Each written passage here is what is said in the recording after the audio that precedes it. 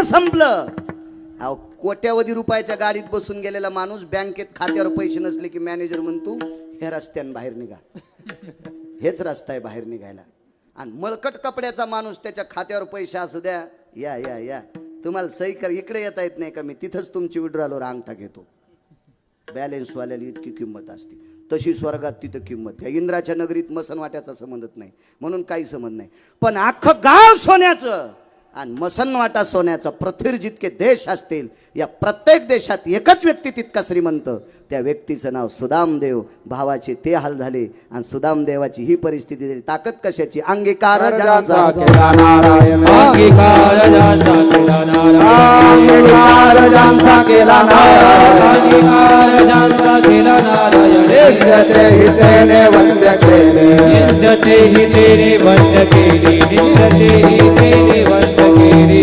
अंगीकार ज्याचा केला नारायण, अंगीकार ज्याचा केला नारायण, अंगीकार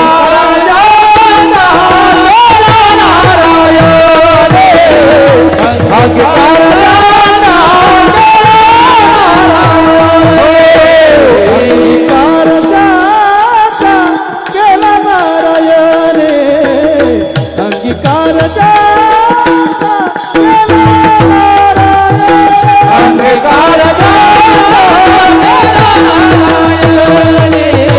अंगीकार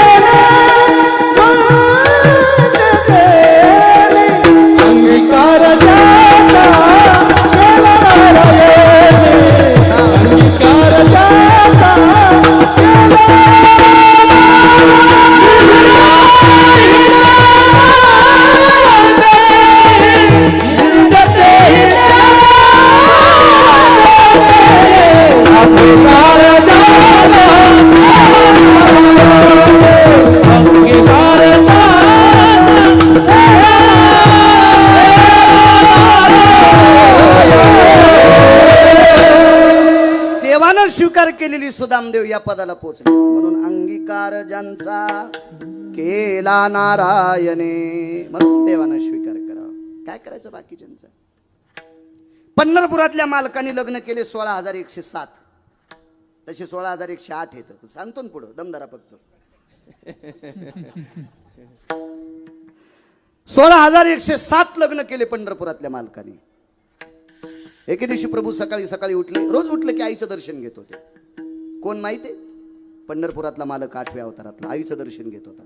मी तुम्हाला एक सांगू का माझ्या श्रोते जनार्दनांनो, जगात सर्वात मोठा परमार्थ आहे आपल्या आई वडिलाला मानणे. त्याच्यासारखा श्रीमंत आणि त्याच्यासारखा पुण्यवान जगात कोणीच नाही, कोणीच नाही, कोणीच नाही, कोणीच नाही. काही गोष्टी आपल्या धर्माच्या सांभाळीत जा, पुण्य लागेल तुम्हाला, देव तुमचं चांगलं करेल. माझी काय पात्रता आहे तुम्हाला उपदेश करण्याची? काय लायकी आहे माझी? माझं वयच काय 83चा जन्म आहे माझा. शिक्षण 7वी पास आहे. तुम्ही किती शिकलेली माणसं आहेत, गाडीभर पुस्तकं पाठ केलेली माणसं आहेत, तर तुम्हाला शिकवणं माझी लायकी आहे का? पण ज्ञानोबा आहे तुकोबरायचा चपला त्यांच्यात खडावा झाडतो त्यांच्या, म्हणून जरा शिक तुम्ही मला किंमत देता. एरवी मला कोणी विचारलं असतं. माझी पात्रता नाही तुम्हाला उपदेश करण्याची. पण एक सांगू का सज्जनांनो, या विश्वातला सर्वात मोठा परमार्थ आहे आपल्या आई वडिलाला मानणे. किती मोठी पोचपावती सांगू तुम्हाला. गिरगावचा बाळू म्हणतोय म्हणून डॉक्टर साहेब ऐकायचं नाही, मोठे नाना ऐकायचं नाही, ऐकायचं नाही, ऐकायचं नाही. आई वडिलाची सेवा करणाऱ्या मुलाच्या देहूतले मालक पाया पडतात. नमो तया माता विद्याच्या पालना, नमो देवत्याना सत्यवाले, नमो देवत्याना सत्यवाले,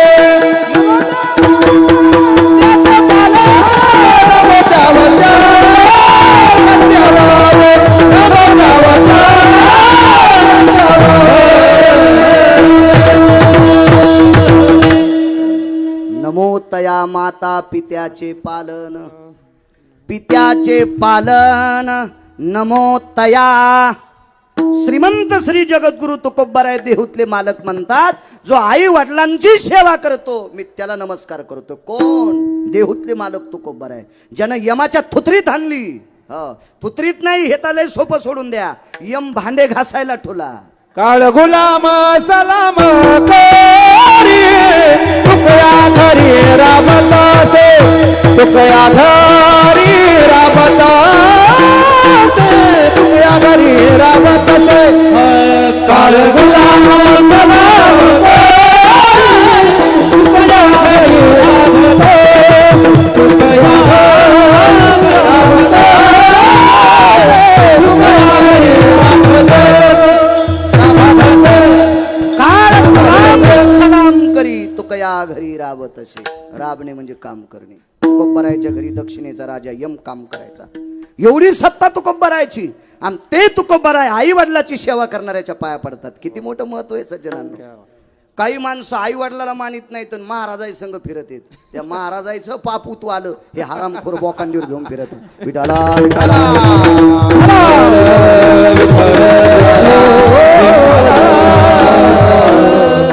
तेव्हा कोणी महाराज असू द्या, पक्वाद्या असो, गायक असो, कीर्तनकार असो, त्याला जर कोणी एखादा मानित असेल तर त्यानं मोठेपणानं म्हणायचं, तुझे आई वडील कुठे आहेत?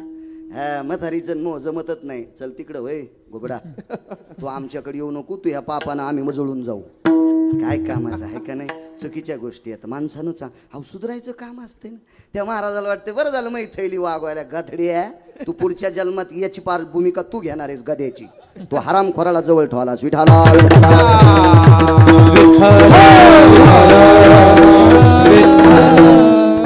भाषा जर शिकडे की तुम्हाला आणायचं तर आणजा, तुम्हाला 30 गाव पठ्ठ्याला 36 गाव. मी काय कोणाच्या मागे लागे नाही. काय भाकरी पुरतं ठुले पोरं. आता एकच पोरगे एक पोरगी तिथं जाईन कोणाच तरी घरी. आणि आमच्या पोरानं 4 वस्तूच्या भाकरी खाल्ल्याने एका रंगाचं पाणी मिळलं तर 2-4 पिढ्या त्याला संपत नाही. त्यानं पाणी मात्र एकाच रंगाचं प्यावा. आणि भाकरी बी गहू ज्वारी बाजरी मकाच्याच खावा. आणि त्या पण भाजी पोळी सोबत, त्या भाजीसोबतच खावा. कशासोबत खाल्ल्यानं कोणतं पाणी पिलं तर बाळू महाराजाच्या 13व्या रुपयावर होतो का नाही काय माहिती. आमच्यावर घेतल्यावर लय खसखस पिकती तुमची नाही का? तुम्हाला पोरं म्हणजे लय तुकाराम महाराजासारखे झाले का? अहो तुम्हाला राग येईन म्हणून माझ्यावर घेतलंय म्या. समजून घ्या कोणाचं सांगायला होतं.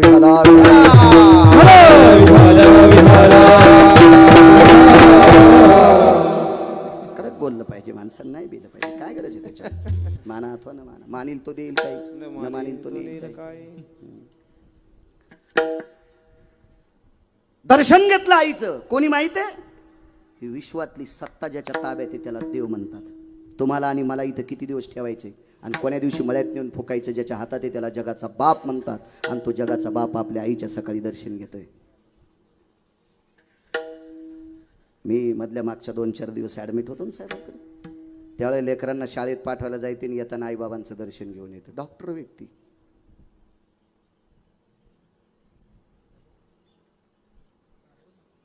जो ज्ञानोबराय तुकोबारायचं भजन करतो त्या प्रत्येक वारकऱ्यानं सकाळी आपल्या आईबापाचं दर्शन घेतलं पाहिजे.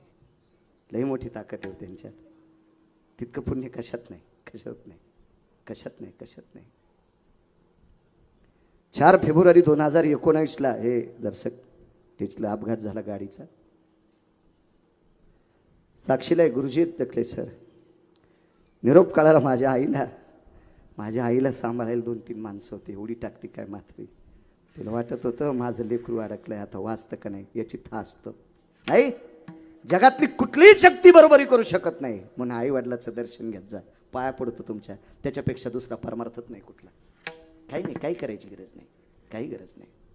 सगळ्यात मोठं पुण्य त्या आई वडिलाचं दर्शन आहे. माझ्या विटेवरच्या मालकाने दर्शन घेतलं आणि 10 वाजता एकदा दर्शन घेतलं म्हणजे उशिरा. तर कौशल्या देवकी मातेने विचारलं, चुकून बोललो कौशल्या, माफी असावी. देवकी मातेने विचारलं, कन्हैया अरे पहाटे एकदा माझ्या पाया पडलास ना तू, आता कशाला पाया पडला? आई मला एकदा आशीर्वाद दे ग तू. अंगीकार ज्यांचा केला नारायण आहे. उदाहरण क्रमांक 2 सांगतोय. कधी कधी कडव्याच्या बाजूला गेलो तर मला जागेवर आण जमावली. आणि जा कीर्तनकारानं कडव्यावर आलं पाहिजे. आणि कीर्तनकाराला जर कड होगवसत नसेल तर मग जरा अवघडच असते आहे का नाही. कड होगवसलं पाहिजे, त्याचंच तर नाव कीर्तन. हे पुन्हा दर्शन कशा करता घेतलं? आई मला आशीर्वाद दे ग. कशाचा आशीर्वाद? ऐक ना आई, मी 16,107 लग्न केले ना, अजून एक करू दे ना. देवकी मातेनं सांगितलं कृष्णा बस झालं ना 16,107 कमी झालेत का बायका? अरे सध्या महाराष्ट्रात एक एक भेटन लय बेजार लोक आहेत एक एकीसाठी.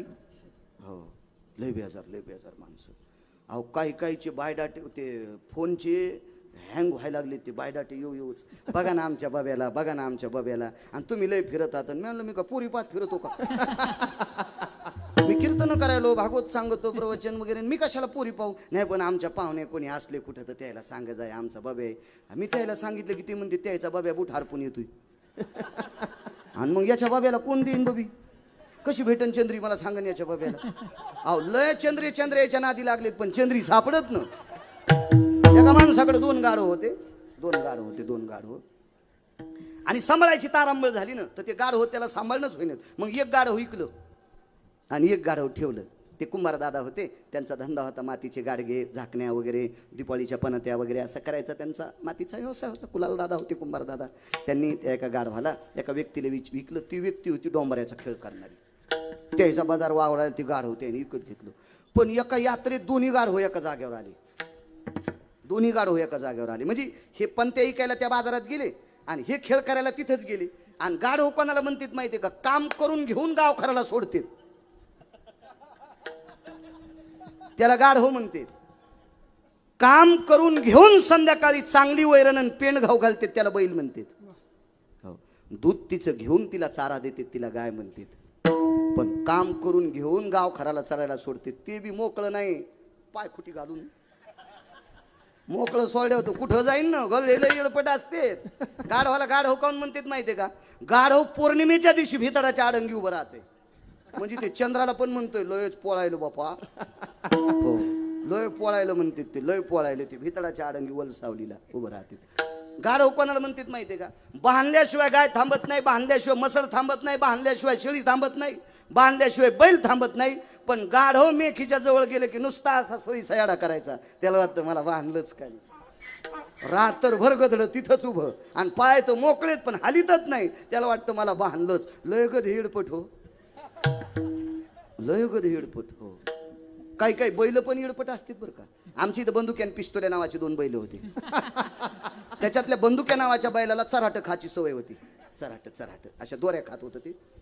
त्या नातकरी गुरुजी दोरी खाल्ली आणि दोरी खाल्ल्याच्या नंतर ज्या माणसाच्या शेताकडे बघायची ताकद नाही त्याची जाऊन जेवारी खाल्ली आमच्या बैलानं. त्याच्या गड्यानं सांगितलं बाळू महाराजाच्या बैलानं आपली जेवारी खाल्ली. ते आलं ना आमच्या घरी. ऐ लय महाराष्ट्रात तूप खाला तू बैल नीट सांभाळ ना. नाही असं नाही म्हणलं ते मी एरी म्हणायला लागलो. नाही त्याचे दातडं ढुली नसते ना. एरी सांगायला लागलो. एरी कीर्तना पडत सांभाळ ना तुझे बैल. मी आमच्या गड्याला सांगितलं अरे पाय ना ते आपल्या बंदुक्यानं चराट खाल्लं ते आपलं ते पाय ना ते ना ते दुसऱ्याची मका खाल्ली ते घरानं आलं ना आपल्याला त्याला बघ ना ते काय पाय ना ते चौकात इज्जत घातली आपली. गड्याला राग आला ना असा बंदुक्या मारला. कातडी निघुस तर बंदुक्या हाणला. बंदुक्याला हाणल्यावर पिस्तोल्या हसू लागला. तर बंदुक्याला हुशार. बंदुक्यानं दुसऱ्या दिवशी संध्याकाळी आधी पिस्तोल्याचं चराट खाल्लं आणि मग त्यानं त्याचं खाल्लं आणि दोघं मका खाल गेले. तसे बरेच बैल दुसऱ्या बैलाला सोबती करतात. अशा चराट खाणाऱ्या बैलाच्या बाकीच्या शहाण्या बैलानं नादी लागलं नाही पाहिजे 2-2 पायाच्या बैलाने. हे जरा ध्यानात ठेवत जा तुम्ही याला बी टाळ्या वाजवायले. ते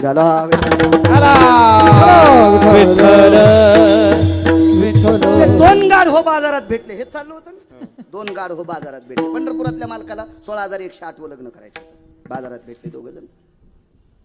ते 2 मित्रच होते. अरे काय म्हणले रावश्या. एका गाढवाचं नाव रावश्या होतं.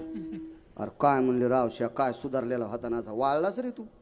हो म्हणला भावश्या. याचं नाव भावश्या. हो रे. अरे आपण संघ होतो तेव्हा चिमटा घेतला तर घेत नाही ग. अरे ते मालक खाला देत होतं ना हे काहीच देत नाही. अरे मग जाय ना पळून कशाला राहतो अशा नालायक मालकाची. तर ते म्हणला कवाच गेलो असतो पण आमच्या मालकाची पोरगी दोरीवर नाचती. तिचं नाव आहे चंद्री आणि ती एके दिवशी दोरीवून खाली पडली. आमचे मालक पोरीला म्हणले चंद्रे तू जर पुन्हा खाली पडली तर तू गाढवा संगत लग्न लाईन. मी वाट पाहलो चंद्री कवा खाली पडत. अरे गाढवा, चंद्रायला चंद्र्या भेटन तर गाढवाला कशी चंद्री भेटन रे? जरा हिशोबात राहाय.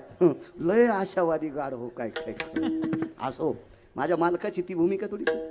16,107 लग्न अंगीकारजांचा केला नारायण. 8वं लग्न करायचं ठरलं. आईसाहेबांनी सांगितलं कन्या नको रे बाबा नको, काय करायचं लग्न तुला, बस झाल्याने एवढ्या बायका. त्या काळात बायका करायचं लय नाद होता लोकांना. हो, मी जे पुराण वाचतो त्या पुराणात 1 कोटी बायका एका व्यक्तीला. कोटी भार्या चित्रकेतू 18 शते गोपीचंदा 12 शते जनका 80 सहस्र लंकेशा 7 शते 3 दशरथा 4 2 करणारायची काय सांगायची कथा. 703 राजा दशरथाला, 1800 बायका गोपीचंदाला, 1200 बायका जनकाला, 80,000 रावणाला, 1 कोटी चित्रकेतूला, 16,108 पंढरपुरातल्या मालकाला. असे लिमिट आहेत भरपूर. कश्यपाला 13, द्वितीय आदिती धनुकाष्टा विला ताम्रहा, विश्व त्या 13 बायकांपासून झालं. हे विश्व ब्रह्मांड पूर्ण त्या 13 पासून. कश्यपाच्या 13, 60 मुली होत्या एकाला, 13 यांना दिल्या. त्याच्यातल्या 27 चंद्राला दिल्या. लय येडपट होतं ते चंद्र. हो, संप्रदायातल्या माणसानं लय गोड वागलं पाहिजे. चंद्रानं संप्रदायाचा अपमान केला. संप्रदायातला चंद्रानं अपमान केला. कोणता चंद्र माहिती वरचा? आज त्याची पौर्णिमा आहे ना, त्याच्या विरोधात नाही बोलायचं. आजच्या दिवशी जरा चांगलं वागतोय. चंद्रामृत तृप्ते पारणे चकोरा ब्रह्मराशी चारा सुगंधाचा. पुराणाच्या मतानुसार आजच्या चंद्राचा प्रकाश दुग्ध पात्रात पडत असतो. येतो भयो दुग्धानाम धेनुया भयस्थितेनाम आर्जवो चंद्रामृतानाम व्याधी निरशन हितार्थायाम. आजच्या दिवशी चंद्र. पण चंद्राने कोणती चूक केली ती माहिती आहे? ज्या महाराजानं चंद्राला शिकवलं त्याच महाराजाची बायको घेऊन गेलता चंद्र. चूक काम केली ती. चूक काम केली. त्याला 27 बायका होत्या. 27. त्याच्या ज्येष्ठ पत्नीचं जे नाव आहे तिला रोहिणी नक्षत्र म्हणतात. या नक्षत्रावर 8व्या अवतारातल्या मालकांचा जन्म झालता. 27 बायका. अशा बऱ्याच. त्या चंद्रांच्या पत्नींची नावं मुलीची ठेवत जा. चांगलं होत जाईल. देव तुमचं मस्त करत जाईल. चांगली नावं ठेवत जा. आपल्या संस्कृतीला सोबतील अशी नावं ठेवली पाहिजे. काही नावं नाही ठेवायची. असो, हे नको करू ना दुसरं लग्न. ऐक ना. मी 16,107 पत्न्या केल्यात. एका तरी बायकोची चप्पल तुटलेली आहे का? एकीची तरी दागिने खताडाला सोनाराची ठुलीत का? एकीचं तरी घरानं माझ्या सासरवाडीत तिच्या माहेरात जाते का मला नवऱ्यानं त्रास दिला म्हणून? मी किती चांगलं सांभाळतो का 16,107 बायकांना. एका तिळा इतकं दुःख देत नाही आई. मी एका तिळा इतकं दुःख देत नाही. मग एक करू दे ना. कोण्याही बाईचा नाद असतोय. सून जरा पैशावाली यावा. द्वारकाबाई, सून पैशावाली येण्यापेक्षा गुणवान यावा असा विचार केला पाहिजे. काय करता पैशावाली? ती तुमच्या पोराला जर बगलात घेऊन तिकडे फिरत असेल गोव्याला तर काय करते? हरपालन बाब्या तुमचा. गुणवान केली पाहिजे सून. गुणवान, चारित्र्य संपन्न, आचरण संपन्न, शील संपन्न सून असली पाहिजे. काय करता पैशावाली? हो, आम्ही 42 जण 4 ठणला शिकायला होतो. त्याच्यात सगळ्याची लग्न झाली. त्याच्यात 42 जणात एकाच बायको सुंदर भेटली. ती असं वजनातच म्हणायचं, मै बायको लय सुंदर, मै बायको लय सुंदर. मी म्हणलं ठीक आहे, तुला MSCBचं बिल भरायचं काम नाही, कारण ती घरात उभी केली की लाईटच चमकत येत. आमच्या असू दे बाबा मेन कापड्या कशा बी का असणार, काय हरकत नाही. पण इतकी सुंदर. त्याच्या घरी 3 आवतो होते. आता ते नाशिकला इटा उचलीत आहे. आणि आमच्या 42 जणात त्याची बायको आमच्या बायकापेक्षा त्याची 1 नंबरला दिसत. ते म्हणत होतं, मी नाही म्हणत. मी बायकोला सुंदर म्हणत नाही तर लोकांना म्हणाल रिकाम आहे का? विठाला सुंदर कोणाला म्हणायचं? या महाराष्ट्राच्या मातीमध्ये पुराण क्षेत्रामध्ये 222 स्त्रिया सुंदर होत्या. इतिहासामध्ये 6 स्त्रिया सुंदर होत्या. त्याच्या 6 स्त्रियापैकी 4 हिंदूकडे होत्या, 2 मुस्लिमाकडे होत्या. कोणाला सुंदर म्हणायचं? अरे काळ्या रात्री चमकत होत जिच्या रूपाचं ऊन, अशी देखणी होती एका मुस्लिमाची सुन. अरे काळ्या रात्री चमकत होत जिच्या रूपाचं ऊन, अशी देखणी होती एका मुस्लिमाची सुन. अरे तिला पाहुनी आई म्हणाला, अरे तिला पाहुनी आई म्हणाला राजा तो सिलवान आनंदाने नांदत होती हिंदू मुसलमान आनंदाने नांदत होती हिंदू मुसलमान रयतेचा राजा छत्रपती शिवाजी महाराज कल्याणच्या सुभेदाराची सून मुस्लिमाची कन्या त्या मुसलमानाची सुंदर स्त्री अमावस्याच्या रात्री तिचा प्रकाश पडायचा तिला आई म्हणून घरी पाठवून दिलं तिला म्हणायचं सुंदर जी बाई ज्या झाडाखाली गेल्या प्रसन्न भयतती यतो जायन तरुयन शाखा प्रसन्न यो तरुयन भयतती शाखा भयतती पुष्पादिनी आणि माल्यादिनी कंचन भयतती वे मांगय कायम प्रथमते वचा जिच्या कायेच्या सुगंधाने झाडाची फांद्या तरवर शाखा प्रसन्न ती फांद्या प्रसन्न होत्यात तिला सुंदर म्हणतात आपल्या कापसात गेल्या बोंड गळतीत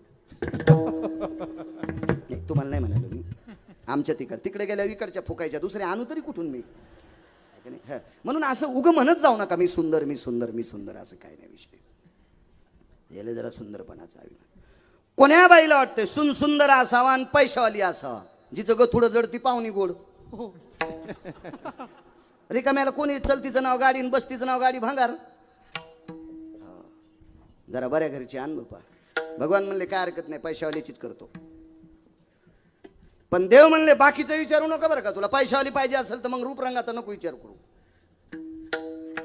गेले प्रभू एका व्यक्तीकडे त्या व्यक्तीला प्रणाम केला कोणी पंढरपुरातल्या मालकानं अंगीकार ज्यांचा केला नारायणी सांगतो देवानं स्वीकार केला की काम संपलं सुदामदेवाची परिस्थिती पाहिली तुम्ही बघा पुढचं चरित्र भगवान त्या मुलीच्या घरी गेले आणि पंढरपुरातल्या मालकाने त्या मुलीच्या बाबांना विचारलं दादा मला तुमची मुलगी पत्नी म्हणून द्या आता ती परिस्थिती आली बरं पोरायच्या बापायला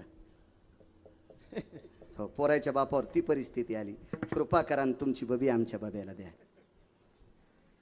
हो तर पोरीचा बाप म्हणला आमच्या बबीला तुमचा बब्या पसंत येतो का आधी बघू द्या पहिलं वेगळं होतं पोरीचे बाप म्हणायचे वा गुरुजी घ्या ना आम्हाला पदरात घ्या हो गरीबाचं लेकरू घ्या अशी पोरीचे बाप म्हणत होते नवसरले आता पोरीचे बाप काळ बदलत असतो 35 वर्षाला दर 35 वर्षाला काळ बदलत असतो प्रत्येक क्षेत्रात काळ बदलत असतो 69 वर्षापूर्वी काळ होता शेतीचा शेतकऱ्याचा आता काळ आहे मजुराचा अजून फक्त 6 वर्ष दम धरा 6 वर्षापर्यंत मजूर तुम्हाला ह्या बोटावर त्या बोटावर तुका करीन फक्त 6 वर्ष 6 वर्षाच्या नंतर ज्याच्या नावानं 7/12 असेल तो माझ्या महाराष्ट्रातला बादशाह असेल लक्षात ठेवा गिरगावकर जिवंत असेल नसेल पण माझं वाक्य कायम राहील 6 वर्षाच्या नंतर ज्याच्या नावानं 7/12 असेल तो या भारत देशातला या महाराष्ट्रातला बादशाह असेल लक्षात ठेवा जरा शिकळ सहन करा जरा शिकळ सहन करा 69 वर्षापूर्वी आपल्या बाप दादानं काम करणाऱ्याला बुटासगट तुडिले काम करणाऱ्याला बुटासगट तुडिले म्हणून आपल्यावर ही उलटी प्रक्रिया आली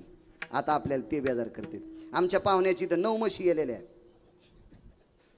आणि गडीचे दूध काढतं का ते म्हणलं मालक माझ्या मेवणीच्या पोरीचा साखरपुडा मी येतो 9 म्हशी गेलेल्या वाघराला सोडायनं म्हणून त्याला दूध पिता येणं आणि ह्या मालकाला काढता येणं म्हणून काळाच्या आडवासायले किर्लोस्कर इंनाचा आईल काळ बदलला पण फक्त अजून 6-6.5 वर्ष दमदारा शेतीचा काळ येणार आहे फार मोठा काळ आहे शेतीचा त्याच्यासारखा बादशाह कोण नसेल असो देवानं मुलीच्या वडिलाला विनंती केली दादा मला तुमची मुलगी द्या हे कोणाला पंढरपुरातल्या मालकाला पोरीच्या बापाने वेळ झाला चला बाजारात मांडली का माझी मुलगी चल चल चल निघ निघ निघ घरी हे तर लय साधा शब्द आहे लय साधा शब्द आहे लय साधा शब्द आहे ममाति कन्यान भयानाम प्रसवोति यति जयो पुष्पाधिनी माल्यादिनी सुचयो कन्यान ग्रभांस्तरत्नयो अरे फुलाच्या पाकळीसारखी सांभाळली माझी कन्या हा मी अजून कोण्याच गॅदरिंग मध्ये नाचू दिली नाही हो त्या पोरीच्या बापान गॅदरिंग मध्ये पोरगी नाचू दिली नव्हती इथं कोणी गुरुजी असतील तर माफी मागतो गॅदरिंग मध्ये मुलींना पार्ट देत असताना राष्ट्रमाता जिजाबाईंचं पार्ट द्या देवी अहिल्याबाई होळकरांचं पार्ट द्या सावित्रीबाई फुलेंचं पार्ट द्या ज्या बाईनं आपल्या मालकाची फार सेवा केली अशा रमाबाईचं पार्ट द्या एखाद्या मुलीला छत्रपती शिवाजी महाराजांचं पार्ट द्या, शंभूराजांचं पार्ट द्या, महाराणा प्रतापांचं पार्ट द्या, ज्ञानोबाराय तुकोबाराय जनाबाई मुक्ताबाई सखूंचं पार्ट द्या. बाष्कळ पिक्चरच्या गाण्यावर मुली नाचू नका. सगळ्या शिक्षकांना नाक घासून प्रणाम करतो, नाक घासून प्रणाम करतो. राग येऊ देऊ नका सज्जनांनो. फार मोठी मागच्या लोकांनी संस्कृती टिकवली हो, फार मोठी संस्कृती टिकवली. काल या नवरात्रीमध्ये कशाला नवरात्रा म्हणतेत, कशाला म्हणायच्या नवरात्रा? बकदालभ्यांचा पुरावा आहे. अगा सप्तरपदीर भय जायते विशंतो भोजतः त्यक्तार भार्या व्रजितो समकुलोस्ततेवचा भिन्न गोत्रेस्ततेवच मिलनम यज्जायते. याच्या पलीकडे सांगत असतो जोशी काका, सप्तपदी घेत असताना किती शास्त्र सांगितलं. मिमोजन क्रतोजय क्रतरोर भयस्थितानां भास्करो तेजो भयस्थितायां देशायां भारतेषु महाराष्ट्रेषु बिन्दुतटायां नवदाम्पत्यं तदेव च शृणरोदति भयजतो जनाभय सकलदिजा जत्नीरे यतो भयास्थित यतकृतयान मङ्गलभयस्थित जनोय सगोत्रियतिथि भिन्न गोत्रा फलपानियो ग्रहणत्वया मङ्गलत्यक्तां सुराजयो सुरक्कामिनीं भयोजनः. जिच्या सोबत अग्नीच्या साक्षीनं 7 फेरे मारलेत. सोयरे धायरे विष्ट मित्र सजन सख्यांनी अक्षिदा टाकल्यात. अंतरपट सुटलाय. पाणी ग्रहण केलं. जिच्या नावानं, आपल्या नावानं जी कुंकू लावते ती बाई नवरात्रामध्ये काही ओसंग्याच्या अंतरात 9 दिवसात आपली बायको असावा, असं आपली भारतीय संस्कृतीतलं पुराण सांगतंय. बायको बायको वाक्य कळालं का? पपेची माय. सहिष्ण भेदानाम जायते समश्वास्ति त्यागेशु. नवरात्रात आपली स्वतःची बायको पुरुषाच्या दूर असावा.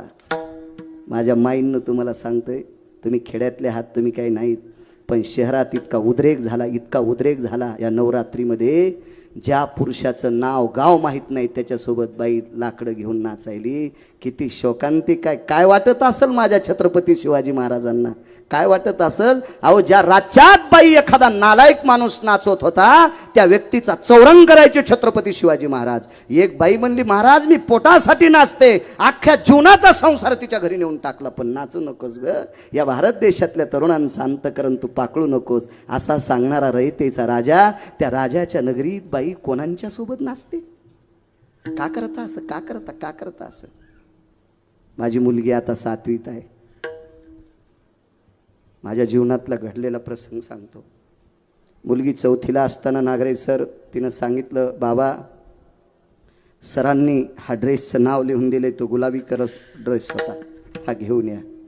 मी म्हणलं, बाई आपल्याला पैशाची काही अडचण नाही ग, लोक आपल्याला फार देतात, मी तुला चांदीची झालर असलेला ड्रेस आणतो, पण कशा करता हा ड्रेस? गॅदरिंगमध्ये आमकं गाणं आहे, त्या गाण्यावर मला नाचायचं आहे. मी 4थीच्या मुलीला सांगितलं, बाई महाराष्ट्रात 3716 गाव फिरलोय, मी ज्ञानोबराय तुकोबरायच्या कृपेने तितक्या गावातलं लोणी तूप खाऊन आलो ग. लोक माझ्या पाया पडते, तुझ्या बाबाच्या पाया पडते, तू या गाण्यावर नाचू नये बाई, नाचू नये. 4थीची मुलगी होती माझी. दुसऱ्या दिवशी गुरुजींनी दटवलं, का ग तुझ्या बाबाकडे इतके पैसे आहेत आणि का नाही ड्रेस आणला तुला? ती म्हणले, आमचे बाबा या गाण्यावर नाचायला नको म्हणते. दे तुझ्या बाबाचा नंबर सांग. सांगितलं आणि मला गुरुजी बोलले, का हो म्हणे महाराज का? मी म्हणलं, गुरुजी माफ करा, मी ज्ञानोबराय तुकोबरायचं भजन करणारा व्यक्ती आहे, कृपया तुम्हाला विनंती, माझ्या मुलीला या खेळातून बाजूला काढा आणि तुम्हाला पसंत नसेल तर आजची आज तिची टिशी देऊन टाका, पण मी त्या गाण्यावर गॅदरिंगवर माझी मुलगी नाचू देणार नाही. हे तुम्ही इथं बसलेल्या सगळ्या सज्जनांनो ध्यानात धरा. काळ फार बदललाय राजांनो, फार बदललाय, काळ फार बदललाय. हे बा, संगतीचं पाप इतकं मोठे. अहो, अमूल्य किमतीचा हिरा ढेकणाच्या संगतीत नाश होऊन जातो. अहो, आयुष्यभर ज्यानं परमार्थ केलाय, वासनेच्या संगे जन्म घेणे लागे, संगतीचं फार मोठं पाप आहे सज्जनांनो. हो, फार मोठं आहे. म्हणून कधी वावरत जा. माझ्या महिलांना सांगतो, तुम्हाला नाचायचं ना तुम्हाला, छातीत ठोकून सांगतो, गावातल्या एका मंदिरावर तुम्ही कब्जा करायचा. जेवढे मंदिरं असतील त्याच्या एका मंदिरावर तुम्ही कब्जा करायचा. फक्त दर्शना करतात माणसं त्या मंदिरात आले पाहिजे. गावातल्या प्रतिष्ठित माणसाकून एक सभामंडप बांधून घ्या आणि त्या सभामंडपात नाचून हरिपाठ करी जा, नाचून गाथ्याचं भजन करी जा, हा मोठ्या उल्हासानं ज्ञानेश्वरीचं पारायण करी जा, असं तल्लीन होऊन नाच जा, पण तुम्ही तुमच्यात नाच जा. एकच तुम्हाला हात जोडून विनंती करतो, कारण या देशाची फार मोठी श्रीमंती आहात तुम्ही. ज्या घरी कुलस्त्रिया राज्य राणी व संपत्ती. फार मोठे आहात तुम्ही, फार मोठे आहात. हो नका जे चरित्र ऐकता ना तुम्ही आता सीतेचं चरित्र. सीताई साहेब किती मोठ्या होत्या सांगू तुम्हाला. सीतेच्या मालकाला अगस्ती महर्षींनी अंगठी दिली. येतो मी पुन्हा अंगीकार ज्यांचा. मला ना दे लांबून एसटी आणायचा, तेल बाहेरचं आहे ना त्याच्यामुळे मी शॉर्टकट पाहत नाही. त्याला काय देवीचं तेल देवीला आणि भूत्याला घ्यायला गुरुजी. घरचं डिझेल असल्यावर माणूस शॉर्टकट पाहत असते, बाहेरचं काय ताण घ्यायचं आपल्याला. महर्षी अगस्तीने अंगठी दिली प्रभू रामचंद्राला आणि प्रभू रामचंद्राला सीतेकडे दाखवली. सीतेनं ती अंगठी प्रभू रामचंद्राला घातली. ती नवग्रहाची अंगठी होती. कालांतरानं सीताई साहेब हरण पावले. तुम्ही किती मोठे आहात त्याच्यावर सांगतोय. तुम्ही किती मोठे आहात. मला किती आवडतात तुम्ही, किती आवडतात. कधी कधी येड्यावानी करत जाऊ नका. मंदिरात गेल्यावर देवाच्या तोंडाला पेढा लावतात. तुमच्या हाताने देव पेढा खातो का. काऊन येडेवाणी करता तुम्ही अशा. कोण्या महाराजांनी सांगितलं मला त्याचं नाव तरी सांगा, मी त्याची बसायची जागा सांगतो. ह्या माईकच्या दांड्यानं सांगतो. त्याला इळभर बसता नाही आलं पाहिजे. जे मांडीपासून तर पार कमरापर्यंत लालच करतो त्याला. तुम्हाला कोणी सांगितलं देवाच्या तोंडाला पेढा लावायचा. देवाच्या पुढं प्रसाद ठेवत असते, त्याच्या तोंडाला पेढा लावायचा. आणि येडा घालताना मंदिराच्या मागून चिटकायली. देव भितडाकून खात असतो का. किती महाराज मेल्या सुधरता तुम्ही. पहिली गोळी मला घाला. असं नका करी जाऊ माझ्या माईंनो येड्यावानी करी जाऊ नका असं. हा सात्विकपणात वागलं पाहिजे. असो अंगठी घातली सीतेनं डॉक्टर साहेब. अंगठी घातल्याच्या नंतर कालांतरानं सीताई साहेब हरण पावल्या. एक दिव्य तेजस्वी संन्यासी भेटला. त्या संन्याशाला सांगितलं अरे बाबा माझी पत्नी हरवली. त्या संन्याशाने विचारलं प्रभू मी पाहत राहीन पण त्या कशा दिसत्यात. तर पंढरपुरातल्या मालकाने म्हणजे प्रभू रामचंद्राने त्या संन्याशाला सांगितलं दिसती कशी ते सांगत नाही, पण ती ज्या जागेवर बसली ती जागा भजन करती. जेथ सीतेची वस्ती घडे राम राम स्मरती झाडे. 100 फुटापर्यंत जमीन राम राम म्हणती. त्या ठिकाणचे खडे झाडे सुद्धा राम राम म्हणतात. ती माझी पत्नी आहे. ही खून सांगितली गुरुजी. बरं मी तुमचा दूत आहे असं त्यांनी कसं ओळखा. तर प्रभू रामचंद्रानं सांगितलं महर्षी अगस्तीनं दिलेली अंगठी तिच्या हाताने माझ्या बोटात घातली. ही अंगठीची तिला ओळख आहे. पुढे टाकल्याबरोबर लक्षात येईल आपल्या विश्वासातला माणूस. तुम्ही किती मोठे आहात. आता पुढचं वाक्य ऐका. माझ्या पैठणच्या मालकांचं वाक्य. पैठणमधल्या मालकांचं वाक्य. ज्या मालकाकडे 36 वर्ष लुगडे धुवाला, त्या मालकाचे धोत्रे धुवाला, त्या मालकाच्या मुलाचे कपडे धुवाला, त्या मालकाच्या घरचं पाणी भरायला, त्या मालकाचं घर झाडायला पंढरपुरातला मालक 36 वर्ष होता. त्या मालकांचं वाक्य सांगतोय देव. पैठणमधल्या मालकांचं शांती ब्रह्मनाथ बाबांचं. सीतेच्या पुढं मारुतीरायानं अंगठी टाकल्याबरोबर आपल्या मालकाचा स्पर्श झालेली अंगठी, अंगठी नसून त्या अंगठीत सोनं नाही पाहिलं, त्या अंगठीत प्रभू रामचंद्र पाहिले. आणि पैठणच्या मालकाचं वाक्य सांगतोय तेचा आचळू सरसावला. मालकाला बघून आदरपूर्वक पदराला हात गेला. पदर माग सरकलेलाच नव्हता तरी पण पदर पुढे सरकिला आणि त्या अंगठीला प्रणाम केला. इतक्या पतीला देव मानणाऱ्या माझ्या महाराष्ट्रातल्या मावल्या आहात तुम्ही. महाराष्ट्रातल्या. याच्या पलीकडे सांगू का तुम्हाला. एक पुराण सांगतंय जे चरित्र ऐकता ना तुम्ही रावणाचं. आता त्या रावणाच्या 80,000 बायकापैकी इतकी सात्विक बायको होती.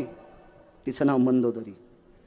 तशा सगळ्यात सुंदर होत्या उशे साहेब. 80 सहस्र सुंदरा कामिनी माझी मुख्य राणी मंदोदरी रे. माझी मुख्य राणी मंदोदरी. 80,000 बायकापैकी. रावण मृत्यू पावल्याच्या नंतर रावणाचं पार्थिव चंदनाच्या लाकडावर टाकलं. ह्या किती मोठ्या आहेत. त्या महाराष्ट्राच्या मातीतल्या स्त्रिया किती मोठ्या आहेत. ऐका पुढे. रावणाचं पार्थिव चंदनाच्या लाकडावर टाकलं गुरुजी. मंदोदरी सती गेल्या. सतीची चिता चौकोनी रचल्या जाती. प्रेताच्या खालीवरील लाकडे असतात, सतीच्या खाली लाकडे असतात. आणि भडाग्नी नावाचा अग्नी, 14 अग्नीपैकी भडाग्नी नावाचा अग्नी, आजच्या कीर्तनात सांगत नसते पण आठवलं म्हणून सांगतोय. भडाग्नी नावाचा अग्नी लागण्याला लागला तर मंदोदरीनं अग्निनारायणाची प्रार्थना केली. माझ्या मालकाच्या अगोदर मला जाळा. तर अग्नीनं त्या सीतेला, त्या मंदोदरीला प्रणाम केला. तुमच्यातल्या बायका किती मोठ्या आहेत, तुम्ही किती मोठ्या आहेत ते लक्षात ठेवा. म्हणून चुका करू नका माझ्या माईनं. अग्नीनं मंदोदरीला प्रार्थना केली, माझी माय प्रेताला अग्नी लागल्याच्या नंतर त्याचा कपडा पेटतो आणि कपडा जळाल्याच्या नंतर त्याचं शरीर जळतंय, आता आम्हाला माफ करा. आणि सती जाणाऱ्या स्त्रीचं आधी शरीर जळतंय आणि मग कपडा जळतंय. सतीनं देखे आग्न, सतीच्या आधी कपडे जळत नसते बरं का. सतीचं आधी शरीर जळतंय आणि मग कपडा जळतंय. प्रेताचा आधी कपडा जळतंय आणि मग शरीर जळतंय. भाई मला माफ करा. तर मंडोदरीने सांगितलं तुझं काम तू कर, माझं मी करीन. हे बा मालक जळत असताना वक्षस्थळातून दुधाच्या धारा आल्या माझ्या माईनं. वक्षस्थळातून दुधाच्या धारा आल्या आणि त्या दुधाच्या धारानं आपल्या नवऱ्याचं पेटलेलं शरीर त्या दुधाच्या धारा इजित होत्या. मेल्यावर सुद्धा नवऱ्यावर इतकं प्रेम करणारी बाई माझ्या महाराष्ट्रातली, माझ्या भारतातली इतक्या मोठ्या हो, चुका नाही करायच्या. चला, त्या मुलीच्या बाबाला सांगितलं मला तुमची मुलगी घेऊन द्या, द्या माझ्या तिच्यासोबत लग्न करायचं. पुष्पा आदिनी भयो, मी फुलासारखी सांभाळली. इथपर्यंत आलतो ना आपण, इथपर्यंत आलतो. फुलासारखी सांभाळली, हे कोणाला कशी देणार. पण पंढरपुरातल्या मालकानं त्या पोरीच्या वडिलांना सांगितलं, का हो दादा तुम्हाला कोणासोबत तरी लग्न करायचंय ना तिचं, मग मला द्यायला काय हरकत आहे. येडपटीस का काय म्हणे, कोणाला पोरगी द्यायला, तुम्ही देणार कोणाला, कोणाला देणार पोरगी. मुलीच्या वडिलांना सांगितलं, जो माझ्या सोबत, आवाज आलाय हा आता आला. उभं राहून तर लय हाणता येते, पण काय करावं जरसं घे. हो हो खराब झालं. हा ते मगाशी मी सांगितलं ना स्त्री नाचण्याचं. हे बा कमी कपडे घातलेली स्त्री ज्या पुरुषानं पाहिली का, पुराणामध्ये 6 श्लोक आले, 6 त्या पुरुषाला सुद्धा घातक असते. याच्या पलीकडे सांगू का तुम्हाला, माणसानं जर साडी नेसली, माणूस जर नाचला, माणसानं साडी नेसली, माणूस जर नाचला, तर साडी नेसलेला माणूस पाहणं सुद्धा पुरुषाला घातक आहे. तर साडी नसून बाई नाचलेली कधीच पाहायची नाही. हे काऊन टिचलं उशे साहेब सांगू का तुम्हाला. मी एकदा गोव्याला कीर्तनाला गेलो, मी गोव्याला कीर्तनाला, मी समुद्र पाहिलं नव्हतं. गळ्यात शपथ नाही, अशा चुका करीतच नाही, करणार नाही, मरूस तर करणार नाही. मालकानं चांगलं केलं माझ्या पंढरपुरातल्या, मी कशाला चुका करू अशा आगाव. मी गोव्याला गेलो, माझे 5 कीर्तन ठेवले किरण ठाकूर यांनी, मोठे त्यांच्याकडं मोठे बँक आहेत, 300-350, मोठा माणूस आहे, आपल्याला काय करायचं. त्यांनी यूट्यूबला पाहिलं मला कीर्तन, आझाद मैदान पणजीला 5 कीर्तन माझे होते. आणि मला एक पत्रकार म्हणले, चला समुद्र पाहाला, बीच पाहाला. मला माहीतच नव्हतं बीच कशाला म्हणते. 7वी शिकलेला आणि काय माहिती त्याला सन्याशा लुगड्याचा भाव काय माहित.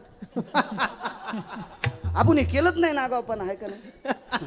हा काय माहीतच नाही, ते समुद्र फमुद्र काय माहीतच नव्हते, काय नव्हते. बायको कमी शिकलेली, मी कमी शिकलेलं, काय नाही आपलं. मी कीर्तन करून जातो, ती धुतलेली धोतर देती, घरी जेवायचं असलं जीव घाली ती, मला काय वड्याला आंघोळीला धाडीत नाही, काय नाही काय नाही काय नाही. एक जण म्हणला आमची बायको गरम गरम स्वयंपाक देते. मी म्हणलं मी हो मी जोगाच मागवतो.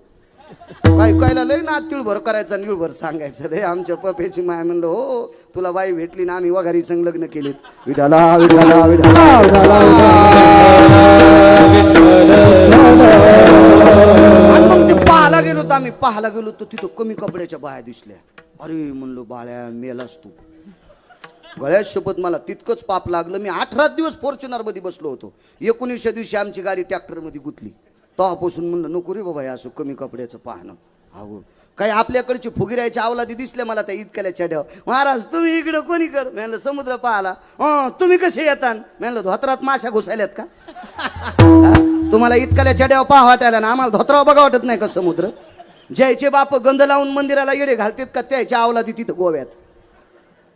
संपत्त्या कमीण्यापेक्षा लेकर सात्विक करा, त्याला पुरुषार्थ म्हणत असते. विठाला विठाला विठाला.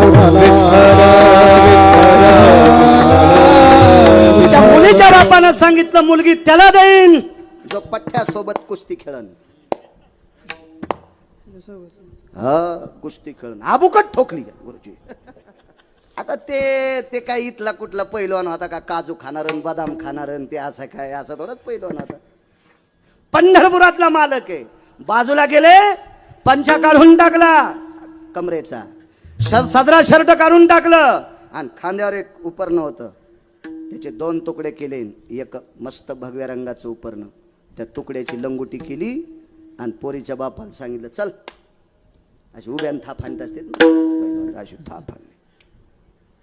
त्या पोरीची आई म्हणली आव त्याच्या गोळ्या संपल्या असत्या.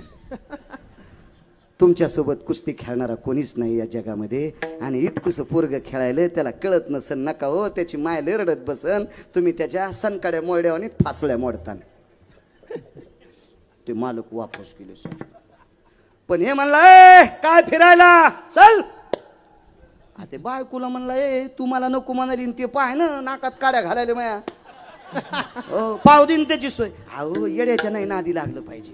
तुम्ही येडे आहेत कशाला उगं तुम्ही त्याच्या नादी लागायला. तुम्हाला एक सांगू का, ही गोष्ट द्या सोडून, पण शक्यतो हत्तीनं गाढ व्हायच्या नादी नाही लागलं पाहिजे. आमच्या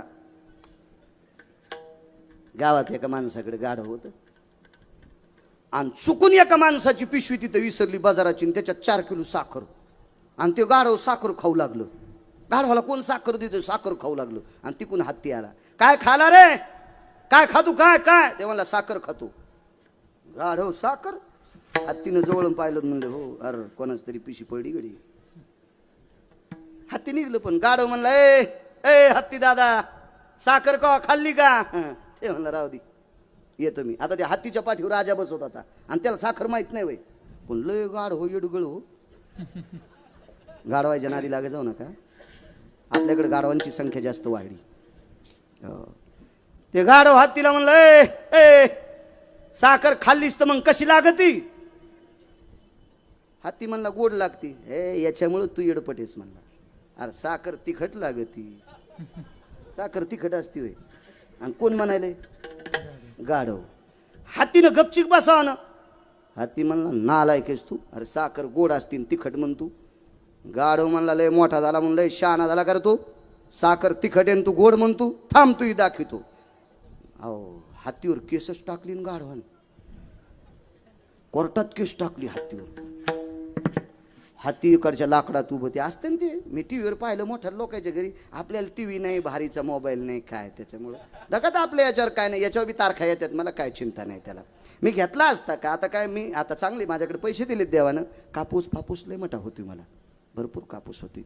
मी सोन्याचा घेईन पण आता 90 वर्ष लुगडं घातलं 91 वर्षी कशाला गाऊन घालू आता. म्हातारपणी कशाला बरं आपलं याच्यावर बरं नको याच्यावर मारायचं. पाहाच वाटला तर संख्याचा पाहत असतो कधी मध्ये. कशाला ताण घ्यायचा उगाच. हो तर मग ते असं ते टीव्हीवर पाहिलं मी.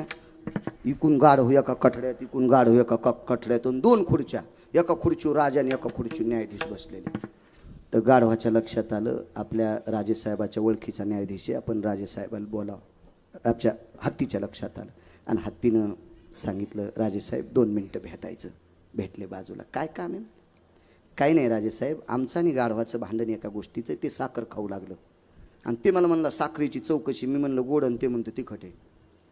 मग साखरेची चौकशी. राजेसाहेब म्हणले गोड आहे. मग निकाल कोणाकोण. म्हणले निकालाची तिकडे चुलीत जाईन पण तुला 3 दिवस उलटं टांगायचंय. राजा हत्तीला म्हणला तुला 3 दिवस उलटं टांगायचं. हत्ती म्हणला राजेसाहेब मी खरं बोललो ना. खऱ्यान खोट्याचा संबंधच नाही. तुला याच्याकरता उलटं टांगायचं. तू गाढवाच्या काऊन नादी लागला. म्हणून हत्तीच्या वैभवासारखे माणसं आहेत राजू तुम्ही. अहो हत्तीच्या वैभवाला लाजवील इतका मोठा परमार्थ आहे आपला. आपण ज्ञानोबाराय तुकोबारायचे पायी घेत गाढ व्हायला बोकांडीवर घेऊ नका. विठाला विठाला अंगीकार ज्यांचा. चला म्हणले कुस्ती. आवडलं लंगूट बंद. लगेच तिथं हलक्या. जंगनडी पकनडी जंगनडी पकनडी जंगनडी.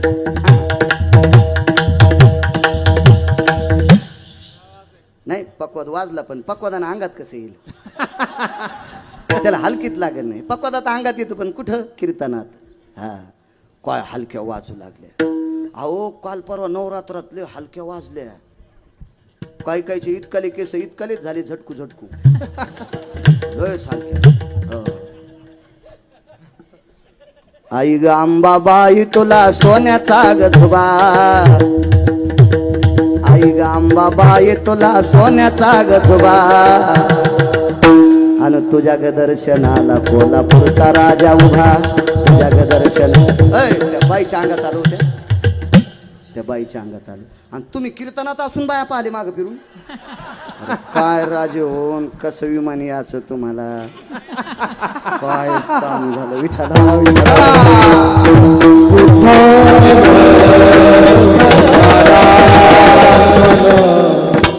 कुस्ती सुरू झाली. 27 दिवस 27 रात्र, 27 दिवस 27 रात्र घाम नाही पंढरपुरातल्या मालकाला.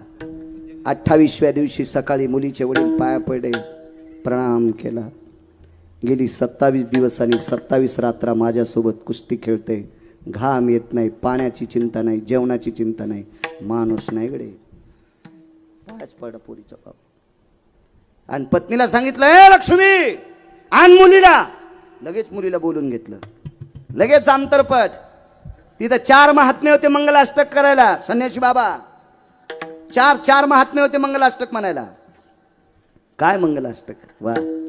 निधिया नाम निधि जास्वनिला भयजनो, वृष्णिरो नाम ब्रह्म सावित्र्यानय पुनितो, गिरिजा शिवा स्वयजो रमा विष्णवेन प्रभजनो. शचियां पुरंदर सकल यजोजति मित्य कराभय जायन्ते, सिद्धिर्विनायको भया यक्षपति भय जायन्ते, निरपति भयजति आपां पतियां सर्वस्थिता भय जायन्ते. मस्त अशी मंगलाष्टक. तदेव लग्नं सुदिनं तदेव ताराबलं चंद्रबलं तदेव, विद्याबलं दैवबलं तदेव, लाभस्तेषां जयस्तेषां कुतस्तेषां पराजय. इतके सुंदर मंगलाष्टक. असे नाही म्हणले ताई ग हे बाई ग, सकाराम तात्याची बबी, अंशीराम तात्याचा बब्या. हे मंडप जळण रे, असं नकून म्हणू काही बी. मंडप जळण, मंडप जळण. हो, भंगार जमा करणारा मुस्लिम समाजाचा बालक, डबरोट्या ऐकणारा मुस्लिम समाजाचा मुलगा, या महाराष्ट्रातला श्रीमंत मुस्लिमाचा मुलगा, या महाराष्ट्रातला मिस्त्री काम करणारा मुस्लिमाचा मुलगा. लग्नात त्याच्या संस्कृत्या मोडत नाहीत जोशी काका. आपल्या संस्कृत्या का मोडता सजनांनो, का मोडता, का मोडता? अरे ज्याचे लग्न राहिले त्याच्या लग्नात मंगलाष्टक तरी शास्त्र शुद्ध म्हणा. पाया पडतो, तुमच्या पाया पडतो. निदान मंगलाष्टक तरी शास्त्र शुद्ध म्हणा. हसायलेत लोक आपल्याला, हसायलेत हसायलेत. काय का आगाऊपणा. दम नाही सप्त्यायला, दम नाही रामायणायला, दम नाही भागवतायला, दम नाही कीर्तनायला. गुण नुसतं खपक्या पाकिट महाराजाला द्यायचं, महाराज श्रीमंत करायचं, आणि तुम्ही असेच सोनाराच्या नळीवाणी इकून हवा तिकडं घ्यायचं काहीतरी. लग्न लागलं, अंतरपट सुटला. बाशिंग बांधून पंढरपुरातला मालक त्या नवरी सोबत द्वारकेत आले. निघता निघता मुलीच्या आईनं सांगितलं, मालक मालक जाता जाता माझ्या ताईला काहीतरी देऊन टाका ना. तर त्या मुलीचे वडील भांडारगृहात गेले आणि भांडारघरातून उशे साहेब एक मणी दिला, मणी. आणि ते मणी जावायच्या हातात टाकला. जावाय बापू, हे मणी तुम्हाला सप्रेम भेट. हातकरे गुरुजी ते मणी 21 क्विंटल 78 किलो 44 तोळे सोनं रोजचं देत होता. 22 क्विंटल सोनं देणारा मणी मुलीच्या वडिलांना दिला. बाशिंग बांधून नवरदेव नवरी गावात आले. वसुदेवाचं दर्शन घेतलं, सुनबाईला आशीर्वाद दिला आणि मुलाला आशीर्वाद दिला कृष्ण परमात्म्याला. पण सासूबाईचं दर्शन, आईचं दर्शन घेतलं देवानं, आशीर्वाद दिला देवाला. पण सुंदर्शन घेताना देव की मागं सरकल्या. काय कृष्णा, काय केलीस बापा अशी बायको? इतकाले नख तिला आणि इतकाले अंगाव केस. ते म्हणलं, आई तिच्या बापानं 22 क्विंटल सोनं देणारा मणी दिलाय. हुंडा लय मोठा घेतल्या बायको अशीच करावं लागती. हो, हुंडा दिला लय मोठा तिच्या बापानं, मग हे अशी करावंच लागती. हो. ती आसोली नव्हती, तिचं नाव होतं जामवंती. देवानं सांगितलं, आई ही कोण आहे तुला माहित आहे? हिच्या बाबाचं नाव जामवंत आहे. भगवान प्रभू रामचंद्राचा वरदहस्त पात्र असलेला जामवंत आहे, त्याची कन्या आहे, आसोली नाही. काळजी करू नकोस. देवकी माता म्हणल्या, वसुदेव म्हणले, कृष्णा आम्ही सासू सासरे तिचे आम्ही आवडीन तिचा स्वीकार करू, पण तू या 16,108 बायका तिचा स्वीकार करतात का? लक्ष्मीनं मिटिंगच घेतली. लक्ष्मी आई साहेबांनी मीटिंग घेतली, सगळ्याला सांगितलं, परत दिवशी सक्रात आली ग, हिला वानत नाही द्यायचं. अंगीकार ज्यांचा केला नारायण, देवानं स्वीकारलं की काम संपलं. संक्रांतीच्या आदल्या दिवशी भोगी असते. भोगीला तुळशीला भोगविडा देत असते, इतकं तर माहिती आहे ना. मी का बाई थोडंच इतकं मला माहिती असेल, मला वाचितो म्हणून माहिती आहे. भोगविडा देत असते तुळशीला. गेल्या वर्षीच्या संक्रांतीच्या दिवशी एकादशीच्या दिवशी भोगी आलती. किती बायकांनी भोगी पहिल्या एकादशीच्या दिवशी केली? असा थोडासा काना इतकाच हातवरी केला. बायकांनी जास्त हातवरी नाही केला पाहिजे, एवढाच हातवरी करा. कारण भोगीच्या दिवशीच भोगी केली पाहिजे. ती कोण्या दिवशी येऊ? हा, एकादशीच्या दिवशी येऊ की द्वादशीच्या दिवशी येऊ की सोमवारी येऊ की प्रदोष की कोण्या दिवशी येऊ, पण त्याच दिवशी भोगी केली पाहिजे. किती बायकांनी केली? आता हातवरी झाली. पहिल्याने यकीन नाही केला. एकादशीच्या दिवशी भोगी करीत नसतेत माझ्या माईंनो. हो, भोगीच्या दिवशी बैंगणाची भाजी असते. हा, त्या बैंगण्याचं आयुष्य कमी होईल ना एकादशीच्या दिवशी बैंगणं खाल्ल्यावर.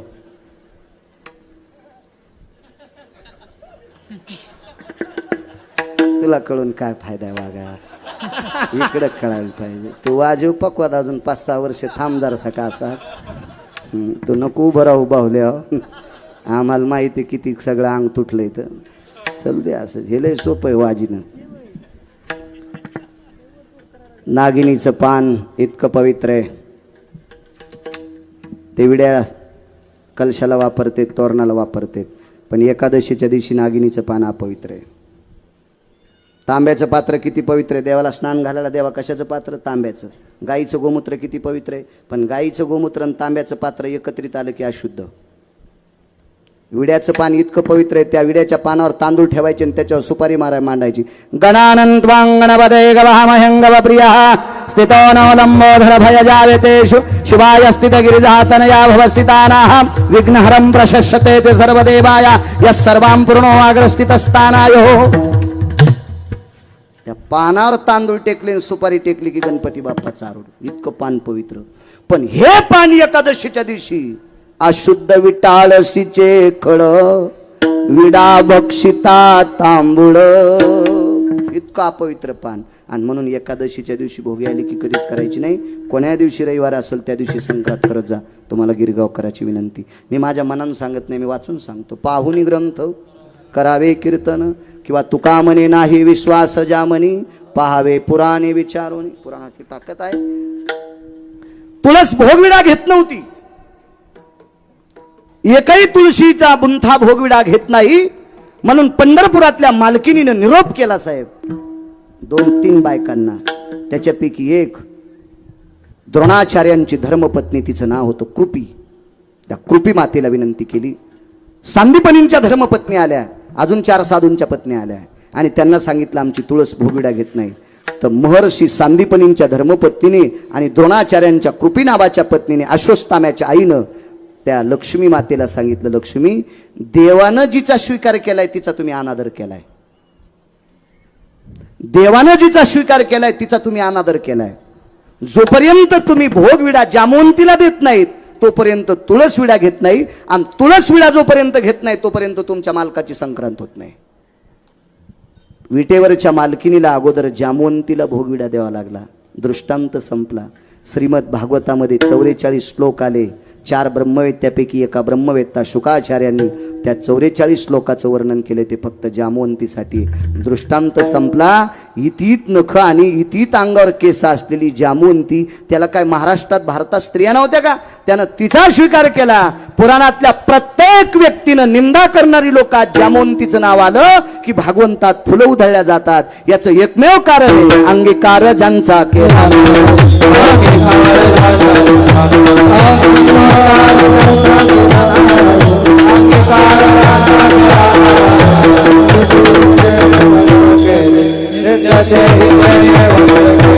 इंद्रते ही तेरे बंदे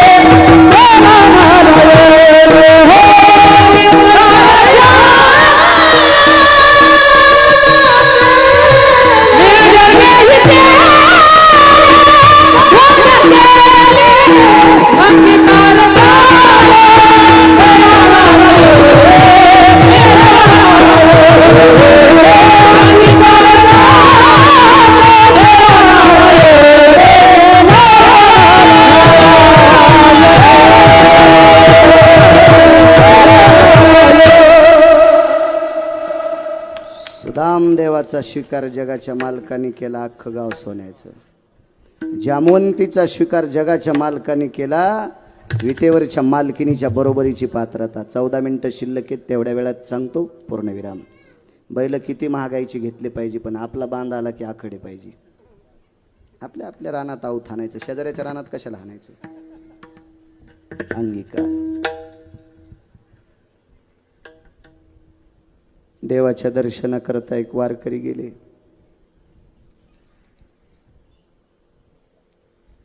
त्या वारकऱ्याला मधात येऊ दिलं नाही, पण पुजाऱ्यानं मारलं.